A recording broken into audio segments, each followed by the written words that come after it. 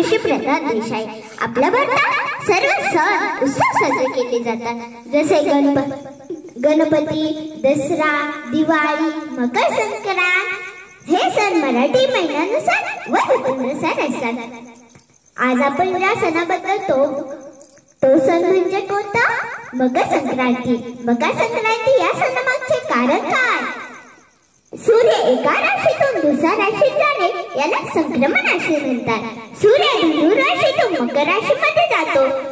त्या दिवशी मकर संक्रांती साजरी केली जाते. मकर संक्रांती सूर्य उत्तरायणाला प्रारंभ होतो आणि उष्णता वाढत जाते. जसे म्हणतात की 3 दिवस वाढत जातो. मकर संक्रांत हा सण रथसप्तमी पर्यंत चालतो. आपण सर्व सुहासिनी त्या दिवशी प्रथम देवाला प्रसाद देतात आणि हळदी कुंकू लावतात.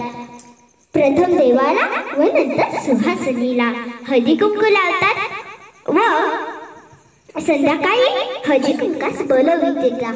आपल्यातील स्नेह वाढावा म्हणून हळदी कुंकू लावतात आणि वाण म्हणून वस्तुरूपी भेट देतात. एकमेकांचा आदर करून पाया पडतात आणि म्हणतात की तिळगुळ घ्या, गोड गोड बोला.